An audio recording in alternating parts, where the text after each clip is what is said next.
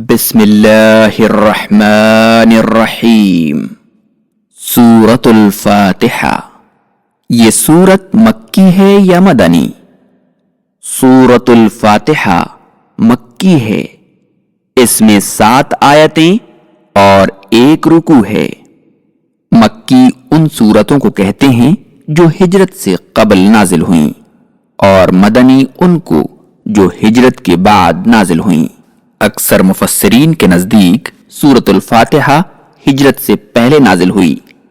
بعض لوگوں کا خیال ہے کہ سورۃ الفاتحہ 2 بار نازل ہوئی، پہلی بار مکہ مکرمہ میں اور دوسری بار ہجرت کے بعد مدینہ منورہ میں، لیکن راجح یہی ہے کہ یہ صرف 1 بار ہجرت سے پہلے مکہ مکرمہ میں نازل ہوئی۔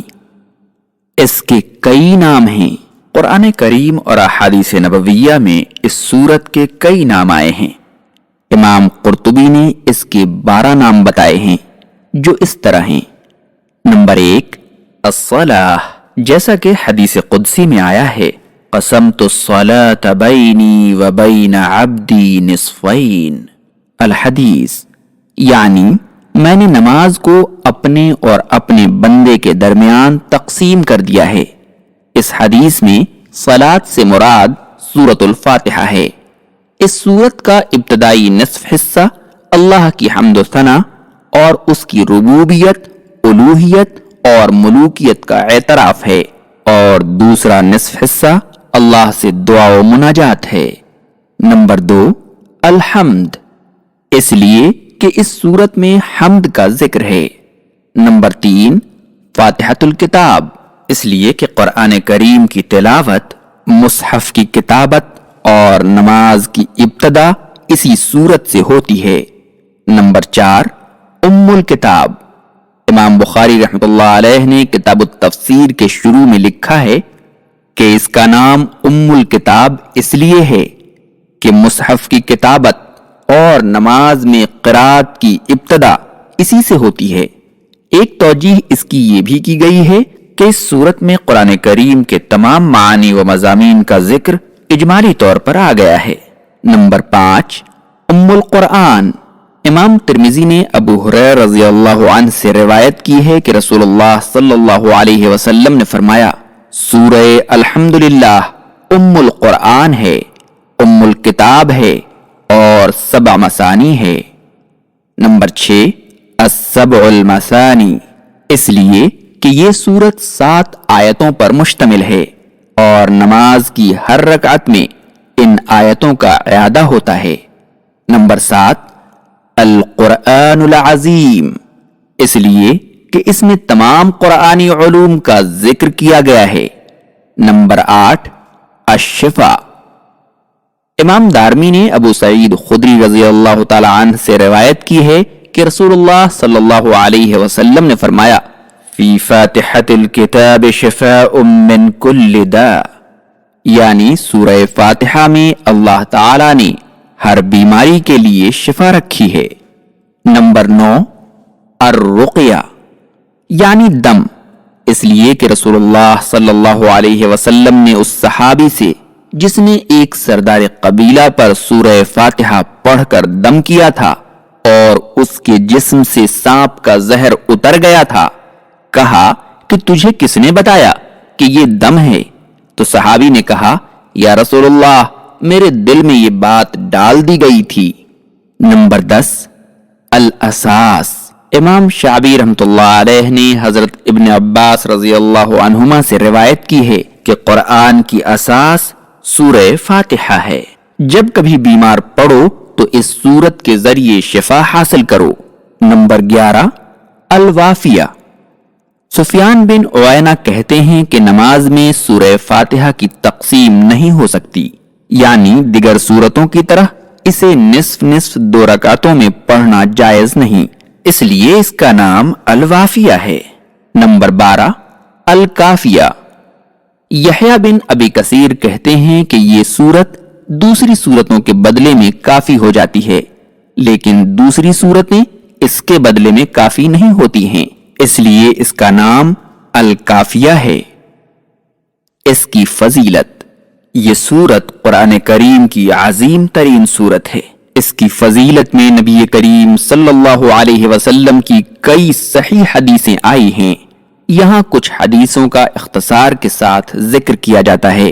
نمبر 1، ترمذی اور نسائی نے ابی بن کعب رضی اللہ عنہ سے روایت کی ہے کہ رسول اللہ صلی اللہ علیہ وسلم نے فرمایا، اللہ تعالیٰ نے تورات و انجیل میں ام القرآن یعنی سورہ فاتحہ جیسی سورت نہیں اتاری۔ اسی کو سبع مثانی بھی کہتے ہیں۔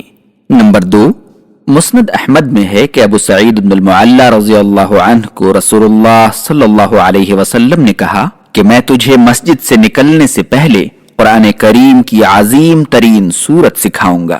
پھر آپ نے انہیں سورہ فاتحہ کی تعلیم دی۔ اس حدیث کو امام بخاری، ابو داؤد، نسائی اور ابن ماجہ نے بھی روایت کی ہے۔ نمبر 3، امام مالک نے موطا میں روایت کی ہے کہ ابو سعید مولا عامر بن قریظ نے بتایا کہ رسول اللہ صلی اللہ علیہ وسلم نے ابی بن کعب رضی اللہ عنہ کو کہا، میں تجھے مسجد سے نکلنے سے قبل ایک ایسی سورت بتاؤں گا جیسی تورات و انجیل میں نہیں اتاری گئی اور نہ ہی قرآن میں ویسی کوئی دوسری سورت ہے۔ پھر آپ صلی اللہ علیہ وسلم نے پوچھا کہ جب نماز کی ابتدا کرتے ہو تو کیا پڑھتے ہو؟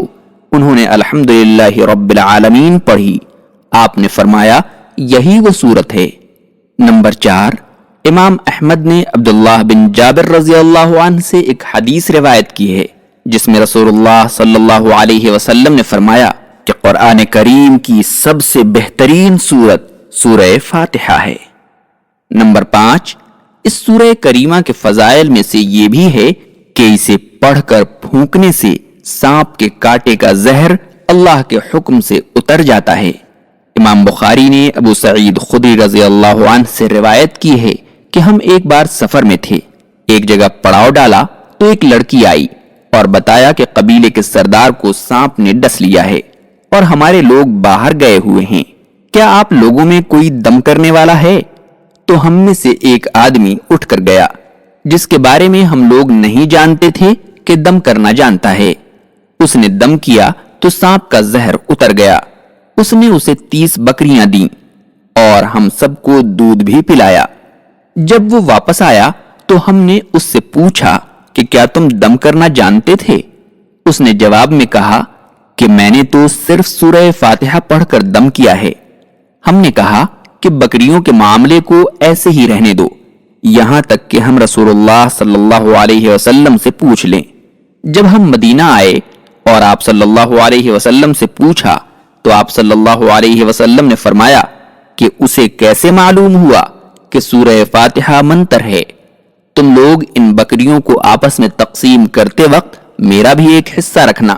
اس حدیث کو امام مسلم اور امام ابو داؤد نے بھی روایت کی ہے۔ امام مسلم کی بعض روایتوں میں ہے کہ دم کرنے والے ابو سعید خدری رضی اللہ عنہ ہی تھے۔ نمبر 6، امام مسلم اور نسائی نے ابن عباس رضی اللہ عنہما سے روایت کی ہے کہ رسول اللہ صلی اللہ علیہ وسلم ہمارے درمیان تشریف فرما تھے اور جبرائیل علیہ السلام آپ کے پاس موجود تھے کہ اوپر سے ایک آواز سنائی دی۔ جبرائیل علیہ السلام نے آسمان کی طرف نظر اٹھائی اور کہا کہ آسمان کا یہ دروازہ آج سے پہلے کبھی نہیں کھلا۔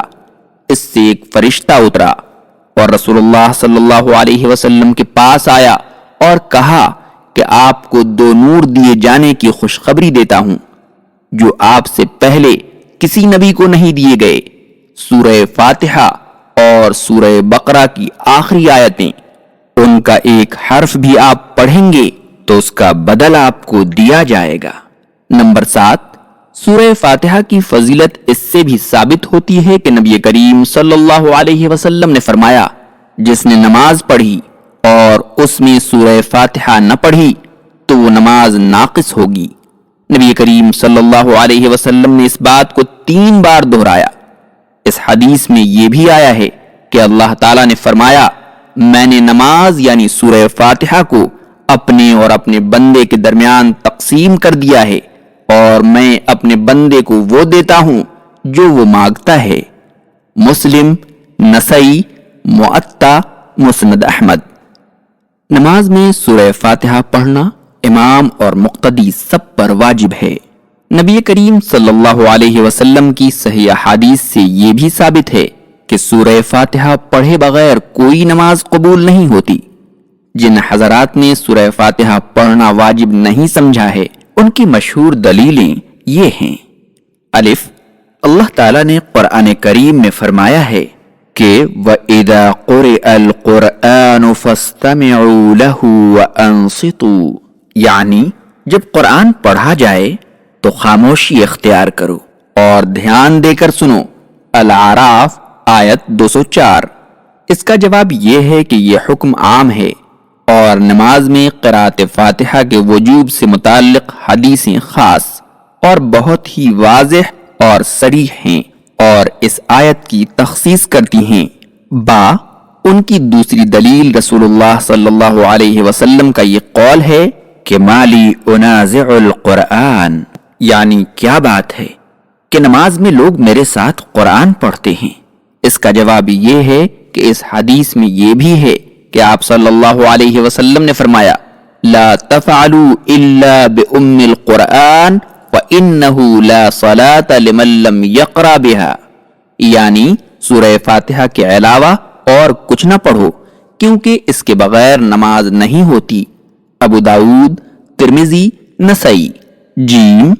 ان کی تیسری مشہور دلیل یہ حدیث ہے من کان لہ امام فقراءۃ الامام لہ قراءۃ، یعنی اگر کوئی شخص امام کے پیچھے نماز پڑھ رہا ہو تو امام کی قراءت اس کی قراءت ہوگی۔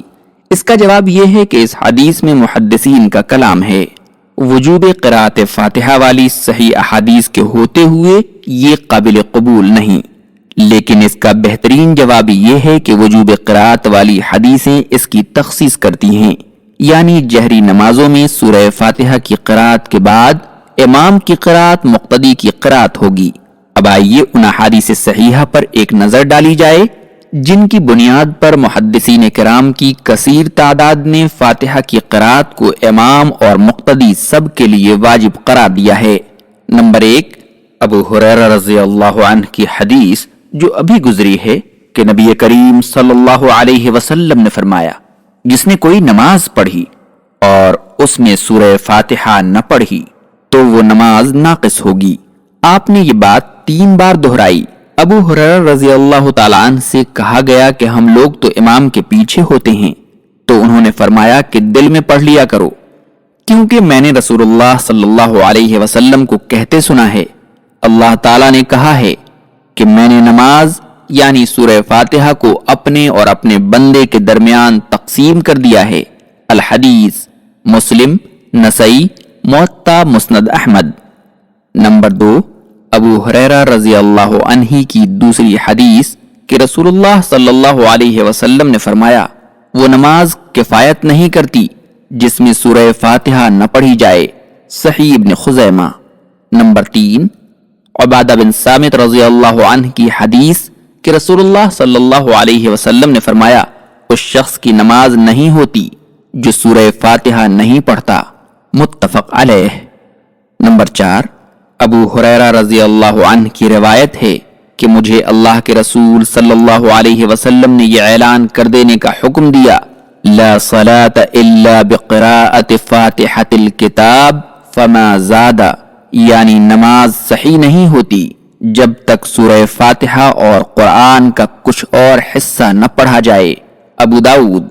یہی قول صحابہ اکرام میں عمر بن خطاب، عبداللہ بن عباس، ابو ہریرہ، ابی بن کعب، ابو ایوب انصاری، عبداللہ بن عمرو بن العاص، عبادہ بن صامت، ابو سعید خدری، عثمان بن ابی العاص، خوات بن جبیر اور عبداللہ بن عمر رضی اللہ عنہم وغیرہم کا ہے۔ ائمہ اکرام میں شافعی، احمد، مالک، اوزاعی وغیرہم کی یہی رائے ہے۔ یہ سبھی حضرات نماز کی ہر رکعت میں سورہ فاتحہ کی قرأت کو واجب قرار دیتے ہیں۔ اعوذ باللہ من الشیطان الرجیم،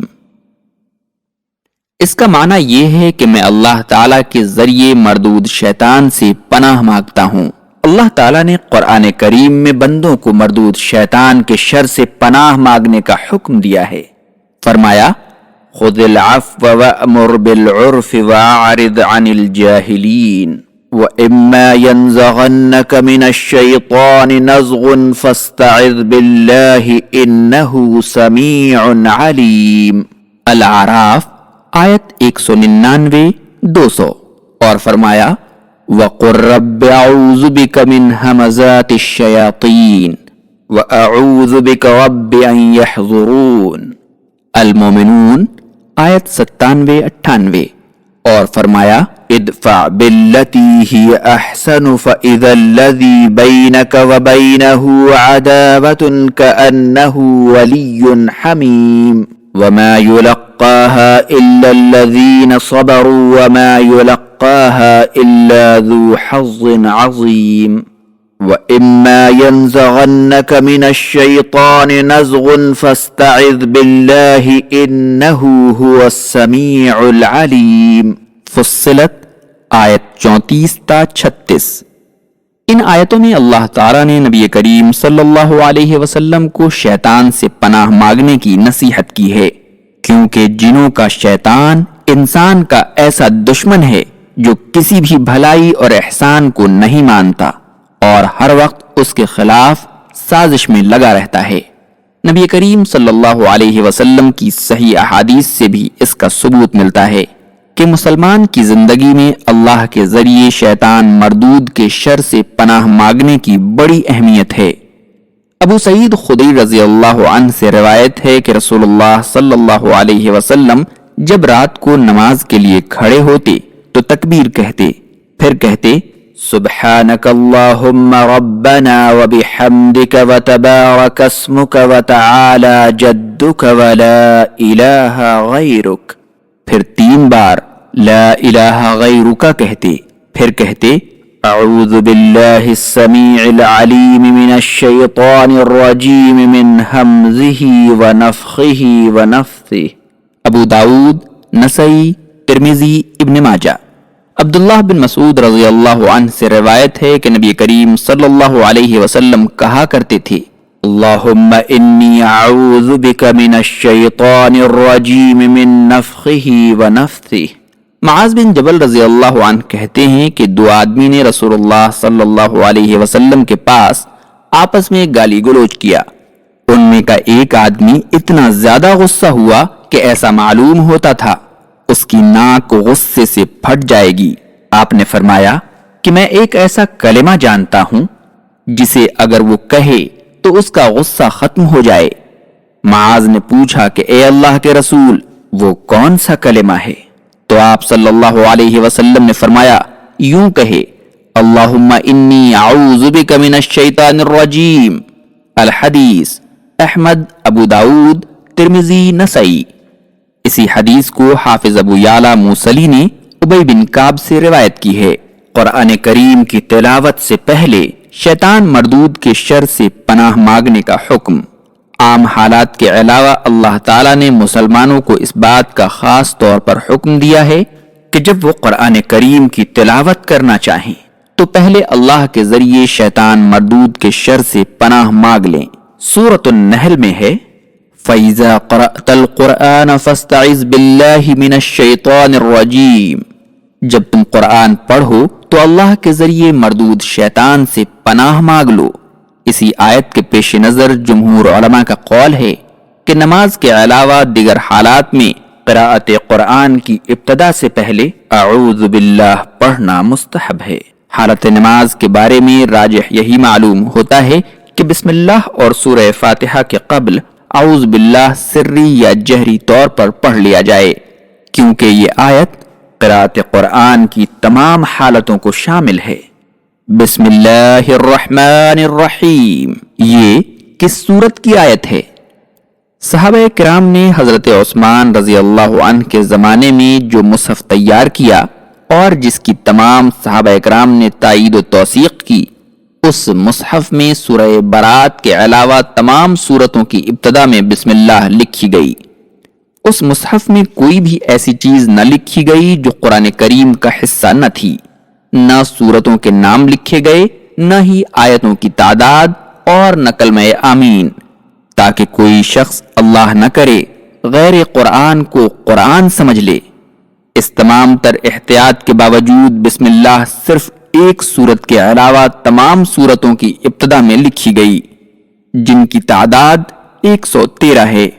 یہ اس بات کی قطعی دلیل ہے کہ بسم اللہ سورہ نمل کی ایک آیت کا بعض حصہ ہونے کے علاوہ ایک مستقل آیت ہے، جو رسول اللہ صلی اللہ علیہ وسلم پر ہر سورت کی ابتدا سے پہلے اترا کرتی تھی، اور اسی کے ذریعے آپ صلی اللہ علیہ وسلم جان پاتے تھے کہ ایک سورت ختم ہو گئی، اب دوسری سورت کی ابتدا ہونے والی ہے۔ اس کی تائید حضرت ابن عباس رضی اللہ عنہما کی روایت سے ہوتی ہے کہ رسول اللہ صلی اللہ علیہ وسلم ایک سورت کی انتہا اور دوسری سورت کی ابتدا اس وقت تک نہیں جانتے تھے جب تک بسم اللہ الرحمن الرحیم نئے سرے سے نازل نہیں ہوتی تھی۔ اس حدیث کو ابو داؤد اور حاکم نے صحیح سند کے ساتھ روایت کی ہے۔ یہاں تک یہ بات ثابت ہو گئی کہ بسم اللہ قرآن کریم کی ایک آیت ہے۔ اس کے بعد علماء اکرام کا اختلاف رہا ہے۔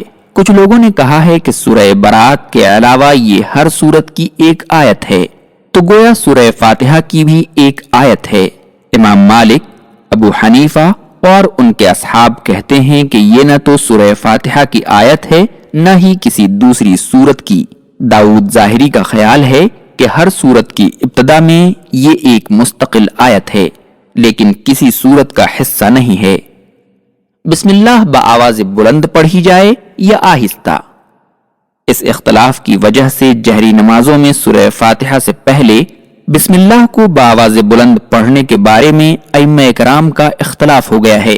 جو حضرات یہ سمجھتے ہیں کہ یہ سورہ فاتحہ کی ایک آیت نہیں، اور وہ لوگ جو یہ سمجھتے ہیں کہ یہ ایک مستقل آیت ہے، کسی سورت کی آیت نہیں، وہ کہتے ہیں کہ جہری نمازوں میں بسم اللہ آہستہ پڑھی جائے گی۔ اور جو حضرات یہ سمجھتے ہیں کہ سورہ برات کے علاوہ ہر سورت کی آیت ہے، ان میں امام شافعی اسے جہری نمازوں میں سورہ فاتحہ اور ہر سورت کے پہلے بآواز بلند پڑھنے کے قائل ہیں۔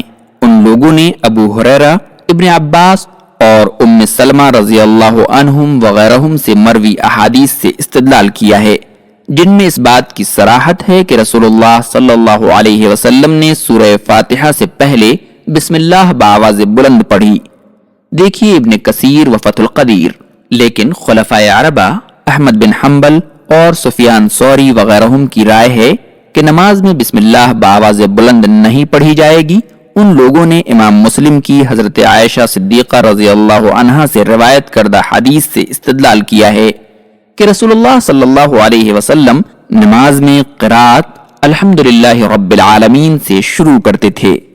اسی طرح صحیحین کی حضرت انس بن مالک رضی اللہ عنہ سے روایت کردہ حدیث سے استدلال کرتے ہیں کہ میں نے رسول اللہ صلی اللہ علیہ وسلم، ابو بکر، عمر اور عثمان رضی اللہ عنہم کے پیچھے نماز پڑھی۔ یہ حضرات ابتدا الحمدللہ رب العالمین سے کرتے تھے۔ چونکہ دونوں ہی قسم کی حدیثیں صحیح ہیں، اس لیے ایسا معلوم ہوتا ہے کہ نبی کریم صلی اللہ علیہ وسلم نے بسم اللہ کبھی آہستہ پڑھی اور کبھی بآواز بلند، اور جس صحابی نے جیسا دیکھا ویسا بیان کیا۔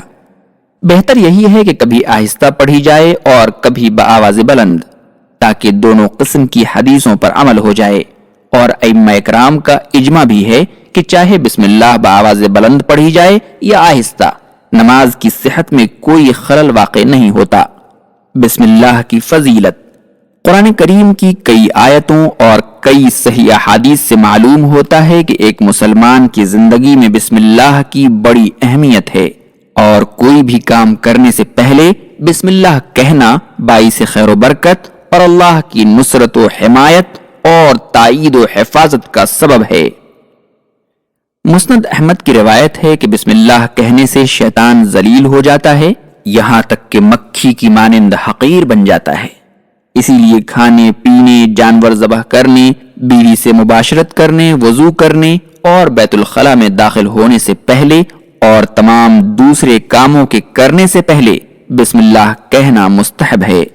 بسم اللہ کا معنی یعنی میں شروع کرتا ہوں اللہ کے نام سے جو نہایت مہربان، بے حد رحم کرنے والا ہے۔ حافظ ابن کثیر نے لکھا ہے کہ آدمی جب کوئی کام شروع کرنا چاہے تو اس کی ابتدا کرتے وقت نیت کرے کہ میں اس کام کی ابتدا اللہ کے نام سے کرتا ہوں۔ اللہ رب العالمین کا مخصوص نام ہے۔ کہا جاتا ہے کہ یہ اسم اعظم ہے کیونکہ اللہ تعالیٰ کی دیگر تمام صفات اسی مخصوص نام کے وصف کے طور پر بیان ہوئی ہیں۔ رب العالمین کے علاوہ دوسروں کے لیے اس نام کا استعمال جائز نہیں۔ الرحمن اور الرحیم دونوں اللہ کی صفت ہیں اور رحمت سے ماخوذ ہیں، دونوں میں مبالغہ پایا جاتا ہے۔ الرحمن میں الرحیم سے زیادہ مبالغہ ہے، اسی لیے مفسرین نے لکھا ہے کہ الرحمن رحمت کے تمام اقسام کو عام ہے اور دنیا و آخرت میں تمام مخلوق کو شامل ہے، جبکہ الرحیم مومنین کے لیے خاص ہے۔ اللہ نے فرمایا وَكَانَ بِالْمُؤْمِنِينَ رَحِيمًا، الاحزاب آیت 43۔ بعض علماء تفسیر الرحمن کو تو احسان عام کے لیے مانتے ہیں، یعنی اللہ کی رحمت اس کی تمام مخلوقات کے لیے عام ہے، لیکن الرحیم کو مومنین کے لیے خاص نہیں مانتے۔ انہوں نے ان دونوں صفات کی ایک بڑی اچھی توجیہ بیان کی ہے جو عربی زبان کے مدلول کے بالکل موافق ہے۔ وہ کہتے ہیں کہ لفظ الرحمن سے مراد وہ ذات ہے جس کی نعمتوں کا فیض عام ہے، لیکن یہ فعل عارضی بھی ہو سکتا ہے کیونکہ عربی میں اس وزن کے اوصاف فعل کے عارضی ہونے پر دلالت کرتے ہیں، اور لفظ الرحیم دائمی اور مستقل صفت رحمت پر دلالت کرتا ہے۔ اس لیے جب عربی زبان کا سلیقہ رکھنے والا آدمی اللہ کی صفت الرحمن سنتا ہے تو وہ سمجھتا ہے کہ وہ ذات جس کی نعمتوں کا فیض عام ہے، لیکن وہ نہیں سمجھتا کہ رحمت اس کی دائمی صفت ہے۔ اس کے بعد جب وہ الرحیم کہے تو اسے یقین کامل ہو جاتا ہے کہ رحمت اس کی دائمی اور ایسی صفت ہے جو اس سے کبھی جدا ہونے والی نہیں۔ محاسن التنزیل جلد 2 صفحہ 6۔ یہاں ایک اور بات ذکر کر دینے کے قابل ہے، الرحمن نام اللہ کے ساتھ خاص ہے، غیر اللہ کے لیے اس نام کا استعمال جائز نہیں۔ اللہ تعالیٰ نے فرمایا قُلِ ادْعُوا اللَّهَ أَوِ ادْعُوا الرَّحْمَنَ أَيَّمَّا تَدْعُوا فَلَهُ الْأَسْمَاءُ الْحُسْنَى، الاسراء آیت 110۔ جبکہ الرحیم غیر اللہ کی صفت یعنی اس کی حیثیت و کیفیت کے مطابق بن سکتا ہے۔ اللہ تعالیٰ نے رسول اللہ صلی اللہ علیہ وسلم کی تعریف کرتے ہوئے کہا بالمؤمنین رؤوف الرحیم، یعنی وہ مومنوں کے ساتھ رافت و رحمت کا سلوک کرنے والے ہیں۔ التوبہ آیت 128۔ اللہ کے اسماء و صفات پر ایمان لانا ضروری ہے۔ ائمہ سلف کے نزدیک یہ متفق علیہ قاعدہ ہے کہ اللہ تعالیٰ کے اسماء و صفات پر اور اس کی صفات پر مرتب شدہ احکام پر ایمان لانا واجب ہے۔ قرآن کریم میں اور نبی کریم صلی اللہ علیہ وسلم کی صحیح احادیث میں اللہ کے جو اسماء و صفات ثابت ہیں ان پر اسی طرح ایمان لانا ضروری ہے جس طرح ثابت ہیں، نہ ان کی کیفیت بیان کی جائے گی اور نہ ہی ان کی تعویل کی جائے گی اور نہ انہیں معطل قرار دیا جائے گا۔ امام مالک رحمۃ اللہ علیہ سے جب اللہ کے عرش پر مستوی ہونے کے بارے میں پوچھا گیا تو انہوں نے فرمایا استوا معلوم ہے، اس کی کیفیت مجہول ہے، اس کے بارے میں سوال کرنا بدعت ہے اور اس پر ایمان رکھنا واجب ہے۔ اسی طرح اللہ تعالیٰ کی صفات پر جو احکام مرتب ہوتے ہیں ان پر بھی ایمان لانا ضروری ہے۔ مثلا الرحمن اور الرحیم اللہ تعالیٰ کی صفات ہیں تو یہ ایمان رکھنا ہوگا کہ اللہ بڑا ہی رحمت والا اور بہت ہی مہربان ہے، اسے ہر چیز کا علم ہے۔ یہی قاعدہ تمام صفات الہیہ کے بارے میں جاری ہوگا۔ سلف صالحین کا یہی طریقہ رہا ہے اور اسی طریقے کو اختیار کرنے میں ہر بھلائی ہے۔